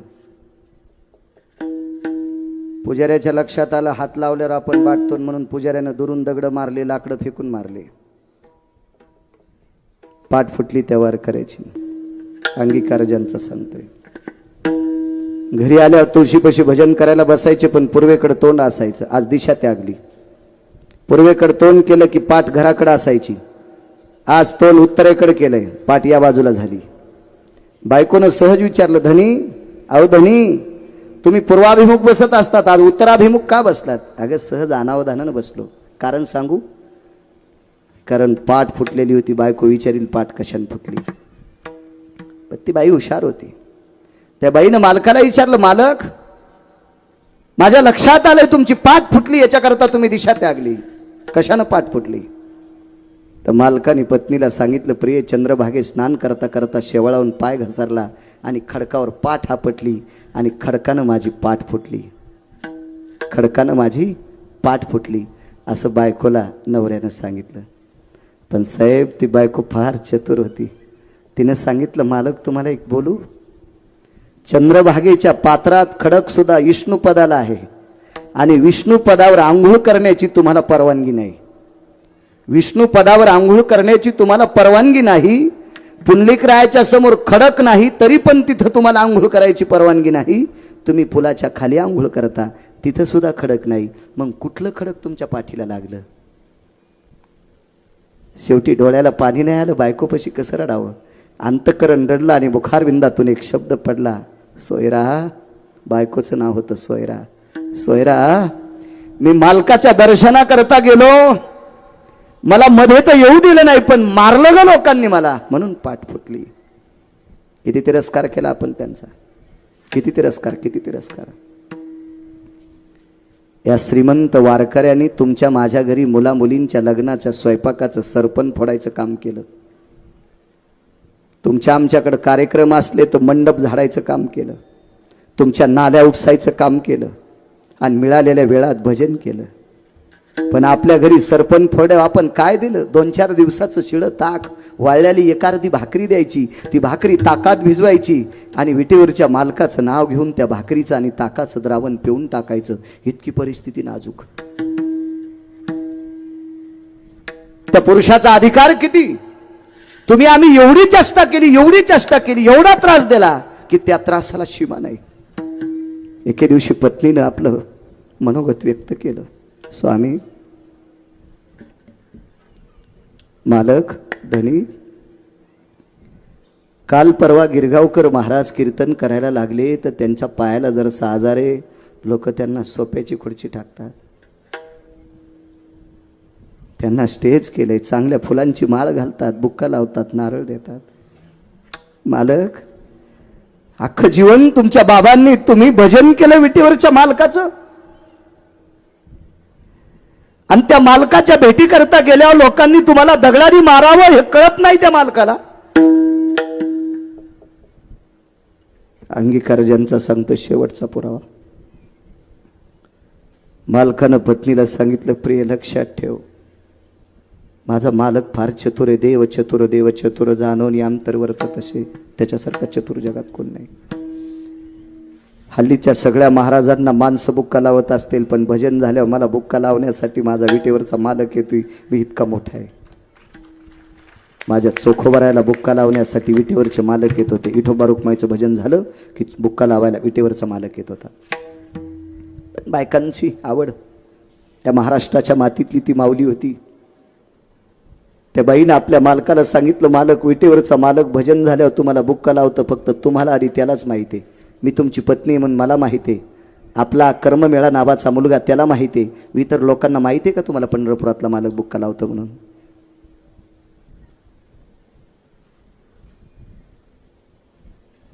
असं 5-4 वेळेस झालं उशे साहेब.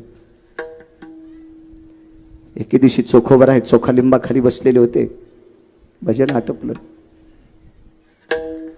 बायको एक भाकरी ताकात भिजून घेऊन मालकासाठी आली. चंद्रभागेच्या तीरावरून विटेवरच्या मालकाचा कळश पाहिला आणि त्याला प्रणाम केलं. देवा, भुकेच्या वेळेला भाकरी देतोस, तुला प्रणाम आहे. ताकाचं भाकरीचं द्रवण तोंडाला लावल्याबरोबर पत्नीच्या तोंडातून वाक्य पडलं, मालक अहोरात्र भजन करता, खाताना पण त्याचं भजन करता.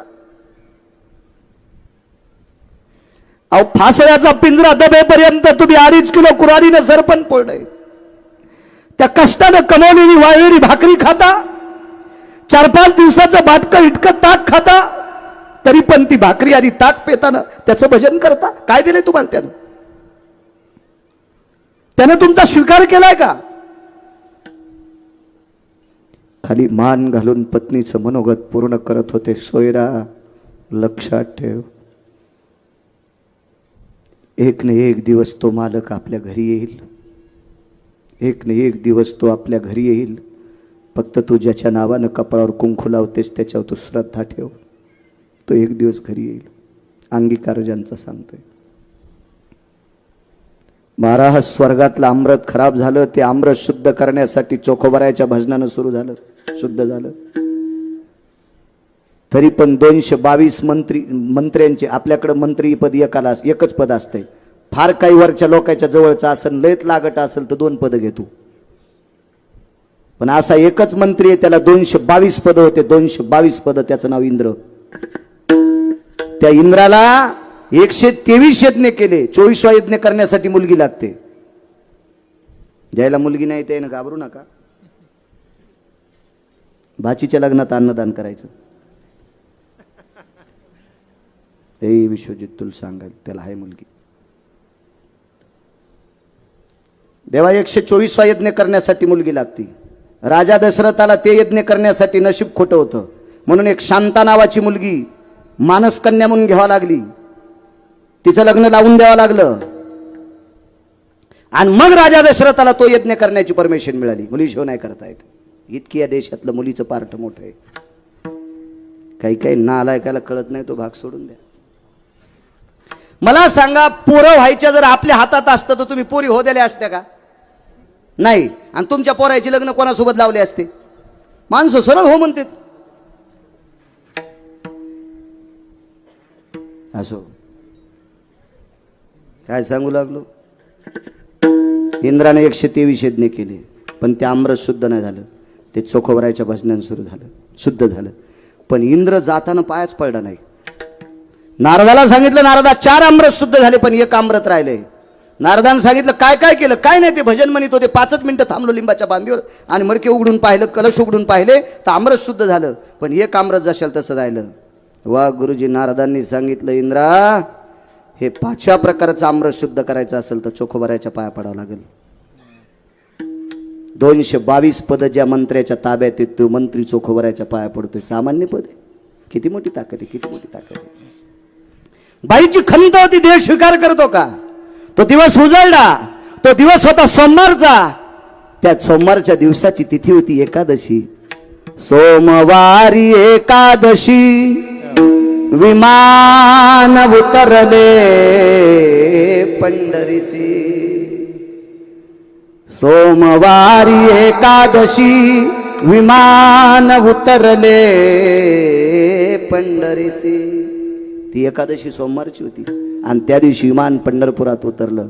असे कितीतरी विमान आले. त्या विमानामध्ये नारद, तुंबर, सांब, आगा सत्यलोकाचा पायेक, सावित्री तयाची सुजया, सिद्धी गणेश प्राप्तयो. या 33 कोटी देवता हजर झाल्या आणि चोखोबरायच्या घरी भजन सुरू झालं. दुसऱ्या दिवशी द्वादशी. अंगीकार ज्यांचा सांगतोय. द्वादशीचा दिवस सुंदरसा स्वयंपाक झाला. हो, अन्नपूर्णा प्रत्यक्ष स्वयंपाक करायला, अष्टमा सिद्धी रांगोळ्या काढायला, आणि माग निमा कामा वशित्वा विशित्वा, या अष्टमा सिद्धी सांगितल्या भागवतात. या रांगोळी काढण्यासाठी प्रत्यक्ष अन्नपूर्णा स्वयंपाकासाठी तिथं अन्नपूर्णा. श्लोक म्हणायला कोण होते? तुम्बरा नदी भय स्थितो जद जदो जद्मिरे सर्वानां स्थितभयो अन्नपूर्णास्तते वच पूर्णमित्याभयायां जठरानलो तृप्तावस पूर्णपूर्णातिथिमिच्छते यतं भवान्नपूर्णेनां शुधा निवारण हितार्थायां तथैव च नमः पार्वते पते हर हर हर हर हर महादेव. असे श्लोक. आता तो काही श्लोक. राम लक्ष्मण हे दोघे बंधू जेवायला बसले दही भात लिंबू, जेवता जेवता अपमान झाला ताटात उंदीर.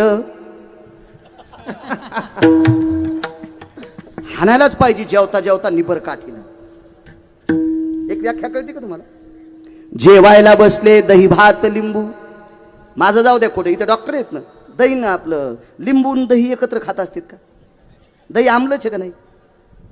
आणि दही लिंबू कसं खातील? जेवायला बसले दही भात लिंबू. काय गांजा वाढता वाढता लिहिलं का काय सुंबळ्यानं काय माहिती. राम लक्ष्मण हे दोघे बंधू जेवायला बसले दही भात लिंबू, जेवता जेवता अपमान झाला. बरं ठीक आहे, जाऊ द्या, म्हणू द्या. राम कोणाचा अवतार? विष्णूचा. आणि लक्ष्मण शेषाचा. शेष म्हणजे कोण? हा. आणि सर्पाच्या पुढे उंदीर येत असतो का? आकलीत भुसा भरलाय का म्हणणाऱ्याच्या? बरं जाऊ द्या म्हणणाऱ्या. तुम्हाला एक सांगू का? परमार्थामध्ये विशुद्धपणा आणलेला, परमार्थ करणारा, त्याचा स्वीकार करणारी तुम्ही तुम्ही तुम्ही बदमाश आहात. माफी मागून हा शब्द टाकतो तुमच्यावर.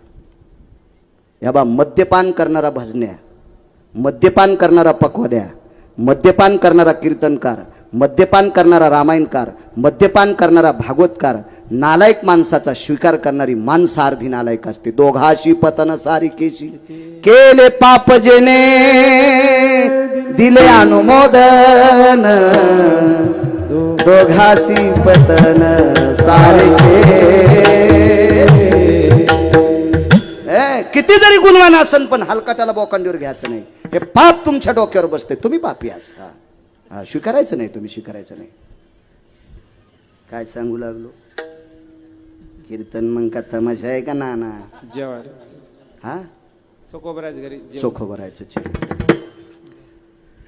लक्ष्मणजी जर सर्प असतील तर उंदीर कसा येईल? आहे का नाही? चुकीची गोष्ट. काही मंगला काही विश्लोक.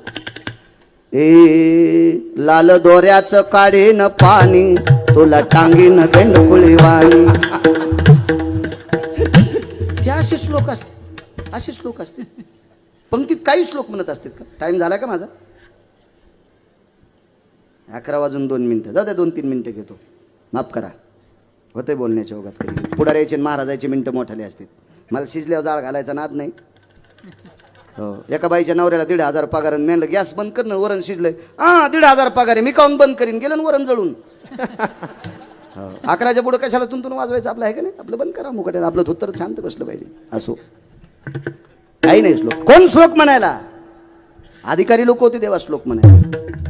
वाढायला तूप वाढायला पंढरपुरातली मालकीन, भात वाढायला पंढरपुरातला मालक. आगा तंदुग्राय हो ग्रते शिशुंजनस्ततेवच्या.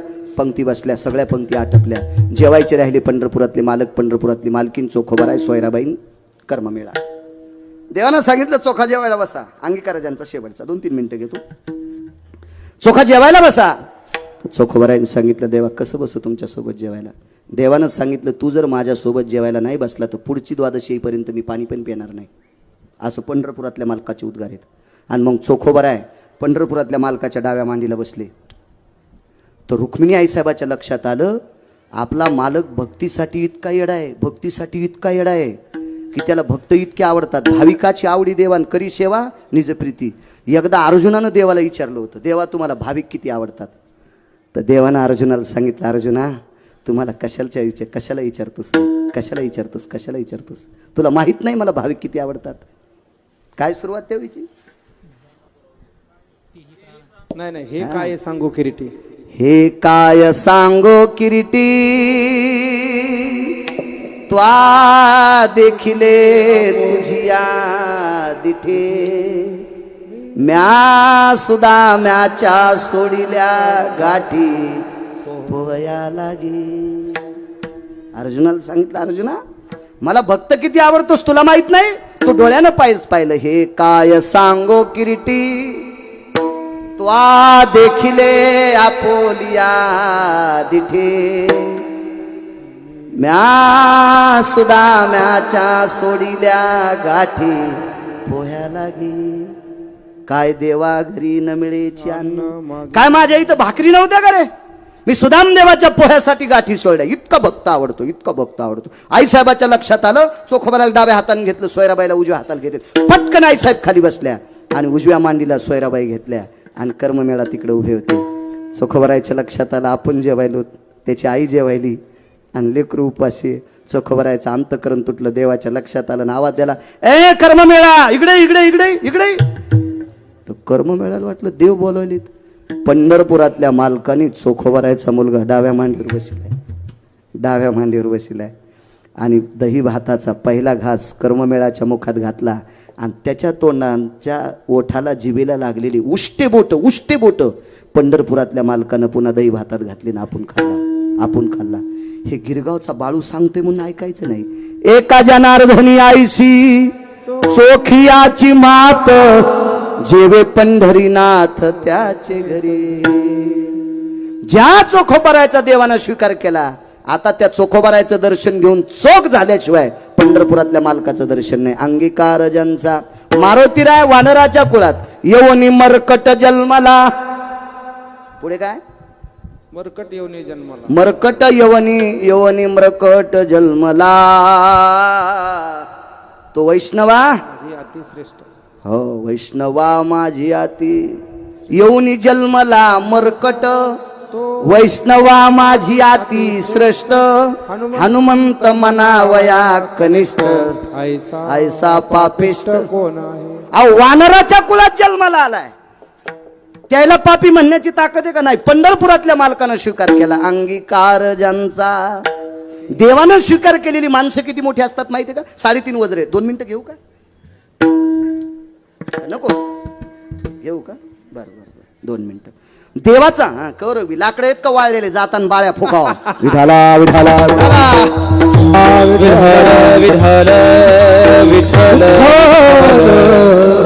देवानं स्वीकार केल्याच्या नंतर माणसाचा अधिकार इतका मोठा होतो, इतका मोठा होतो, इतका मोठा होतो. माणसानं स्वीकारल्यावर नका नादी लागू. इथं बसलेले राजकीय क्षेत्रातल्या लोकांना माणसानं स्वीकारले. तुम्हाला वाटत असेल राजकारणी सुखी असते, ते लय दुखी असते. तो तेव्हा आमच्या कोणीही पाया पडला तर 10 रुपये देतो. यायला कोणीही गाडी उभी केली की लुची तूच. लय अवघड असतं यायचं काम, लय अवघड लय अवघड. हे फक्त दिसायला वरून टरबुजासारखे गोड दिसतेत, आत शिरलेनं यायचं बी जीवन लाल भडक आहे. लय लय कमाल असते हो यायची, खरंच कमाल. आणि यायला आता आम्हाला लक्षात आलं नाही, माणूस येडपटे, आम्ही हात केला तरी गाडी उभी करीत नाहीत. यायला नालायकासाठी पण गाडी उभी करावं लागते. नाही उभी केली की त्याचं लाऊड स्पीकरची लाईनच जात नाही. हो यायला त्या भेव त्याच्यासाठी पण गाडी उभी करावं लागते. कमाल आहे तुमची, खरंच मी तर मानतो. राजकारणातल्या लोकांचं एक लय मला आवडत आहे. आपले लोक स्टेजवर न वाजतात, वा वा वा वा काय शत्रुघ्न महाराज येत, वा वा वा वा. आणि मग म्हणायचं हा ते छत्र्या तालात कचा आहे. अशा जाती आमच्या राजकारणातले स्टेजवर शिव्या देतात, काय बॉम्ब मारली त्यानं, आणि धाब्यावर गेल्यावर एकूण एकाची बिलं देतात. हे लय हुशार माणसं, हे शिकायला पाहिजे. राजकारणी लोक ऐकून एकूण एकाची बिलं देतात. हा तुम्ही येड्यावानी करीत जाऊ नका, उगा एकूण एकाचे केस तोडी जाऊ नका. यायच्या लय नादी नाही लागलं पाहिजे. हे माणसं लय टोकाला गेलेले असते. अहो इमानात बसणाऱ्याच्या सायकलवाल्यानं अरे फासुळ्या तुटल्या आणि तू या, मी त्याच्या आधी मुंबईत जातो. गधा आहेस का काय. विठाला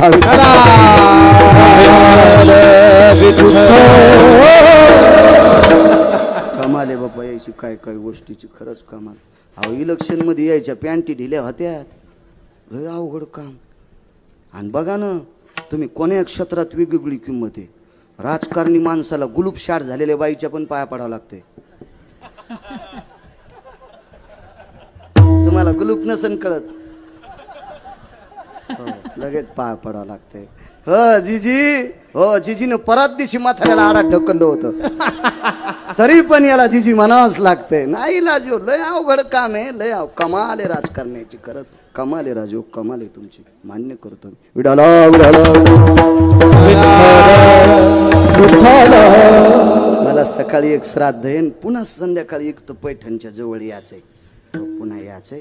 बा देवानं स्वीकार केलेली मारुतीराय, असं गाव नाही त्या गावात मारुतीराय नाहीत, पण देवानं स्वीकार केलेले मारुतीराय इतके पूजनीय येतं. तर मारुतीरायनं ज्याचा स्वीकार केला ते किती पूजनीय, 1-2 मिनटं सांगतो. 3.5 वज्र आहेत आपल्याकडे, 3.5 वज्र.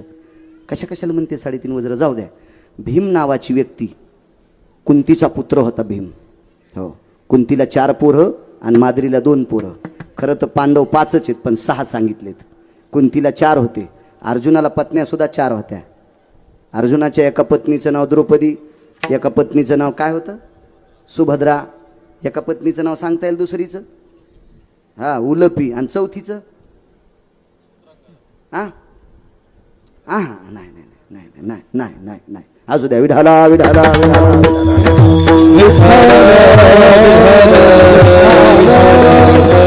अशा पुण्य पावन कुंतीच्या पोटिया भीमाचा जन्म झाला. तो भीम नालायक दुर्योधनाने मानस सरोवर पाठीला देवानं स्वीकार केलेले लोक किती अधिकारी असतात याच्या 2 मिनिटं ऐका.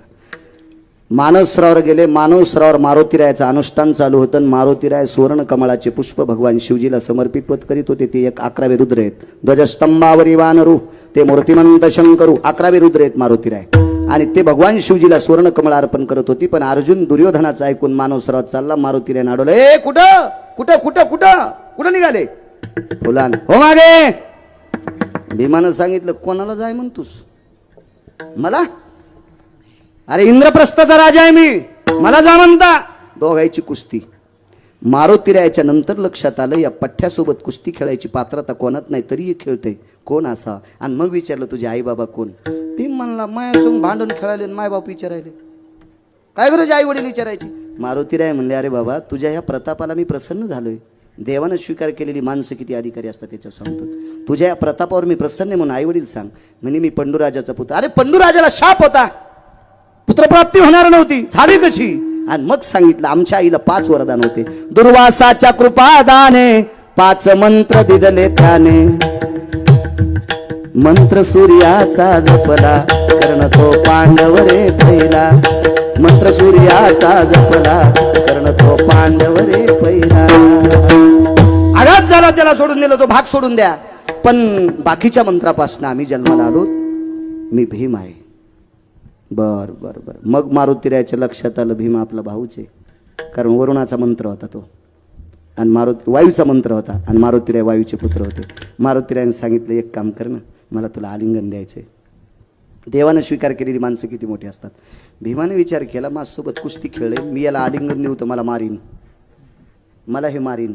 मारुतीरायानं सांगितलं, अरे देवाचं भजन करतोय, त्या मालकाने माझा स्वीकार केलाय प्रभू रामचंद्राने, मी तुझं वाईट कसं करू, मला एकदा आलिंगन दे. पण भीमानं देवाचं नाव घेतल्यावर आलिंगन दिलं, पण चोरून चोरून दिलं, असं कडकडाटून आलिंगन दिलं नाही. अर्धावट शरीर चिटकलं, आणि अर्धावट शरीर चिटकल्याच्या नंतर मारुतीरायाने सांगितलं, तुझा जितका जितका भाग माझ्या अंगाला लागलाय तितका वज्राचा होईल. म्हणून भीम अर्धवज्र देई झाला. ताकद कोणाची, देवानं स्वीकार केलेल्या संतांची. वानर होते वानर, अंगीकार ज्यांचा केला नारायणे. वारकरी संप्रदायात दादू आणि खोदू नावाच्या पिंजऱ्यापैकी एक व्यक्ती नपुसक होता. कळतून नपुसकाचा अर्थ, त्याचे आई वडील सुद्धा नाव ठेवत होते, आई वडील सुद्धा नाव ठेवत होते. एका निष्ठावंत वारकऱ्याने त्याला सांगितलं, जगाचा मालक तुझा स्वीकार करील, तू माझं ऐकून भजन कर. अहोरात्र भजन केलं जीवनभर, आणि शेवटी मृत्यू पावल्याच्या नंतर त्या वारकऱ्याला वरी गेल्यावर स्वर्गात गेले. विचारलं, काय हो, देवानं मला स्वर्गात अधिष्ठान दिले, माझे आई वडील नाव ठेवतेत, मित्रगोत्र करत्र नाव ठेवतेत, मी लिंबी होतो, माझा कोण स्वीकार करीन. आता ऐक म्हणले सकाळच्या काकड्यात.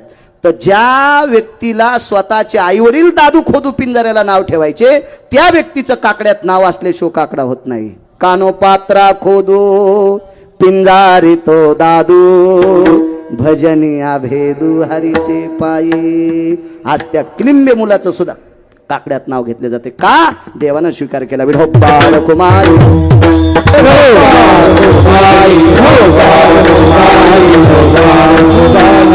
मोठे मोठ्या श्रद्धेने मोठ्या अट्टासाने चालत असलेला हा नामयज्ञ ज्ञानयज्ञ आदरणीय शिवाजीरावजी दादा पंडित यांचा अभिष्ट चिंतन सोहळा आहे. अशा राजकीय क्षेत्रातल्या नाविन्यपूर्ण रत्नाला दिव्य असं गोड अशी सात्विकता, गोड सदृढ आयुष्य देवो. त्या मिळालेल्या आयुष्यामध्ये आदरणीय दादांनी समाजाची सेवा करो. आई लेकरावर जितकं प्रेम करते असं समाजावर प्रेम करण्याचा वारसा दादांनी आपल्या तिन्ही मुलांना देवो अशी दादांना विनंती. आणि ते सत्कर्म करण्याची सद्बुद्धी विटेवरच्या मालकांनी आदरणीय शिवाजी दादांना देवो ही भगवंताच्या चरणी प्रार्थना. त्यांना अर्ध्यात मिनिटाचे आशीष देतो. जन्मो यत भवस्थित प्रसंगो भयजायन्तो विष्णुरो कदा लब्ध्वा भृशुन्द्रियं लोमशभयतति जायन्तो आशिषो यति आयुरारोग्यानां अम्भयो ऐशानायां बुद्धिरभयतति राजाश्रयो खण्डितकृतिं जनो वया खण्डितकृतिं जनो वया खण्डितकृतिर्जनो वया. असाच पुनश्च राजाश्रय या कुटुंबाला पुन्हा प्राप्त हो. आणि मिळालेल्या राजाश्रयावर दादांच्या तिन्ही सुपुत्रांनी समाजाची आई लेकरावर प्रेम करते अशी सेवा समाजाची दादांच्या तिन्ही सुपुत्रांनी करो. दादांचं हे आशीर्वादाचं बळ त्यांच्या कार्यकर्त्यांना सुद्धा मिळो ही भगवंताच्या चरणी प्रार्थना. ज्ञानेश्वर माऊली महाराज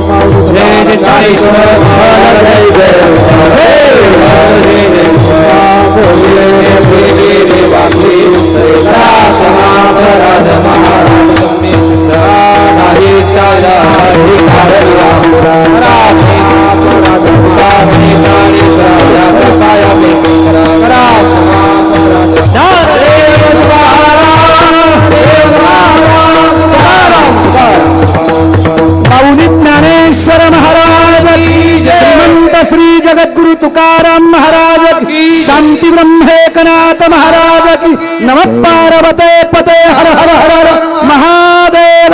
भारत माता की. उद्या ठीक 3 वाजता हरिभक्तपरायण रामानाचार्य ढोक महाराज यांच्या वाणीतून सुश्राव्य अशी रामकथा या ठिकाणी सुरू होईल. सायंकाळी 6 वाजता संगीत अलंकार किशोर देव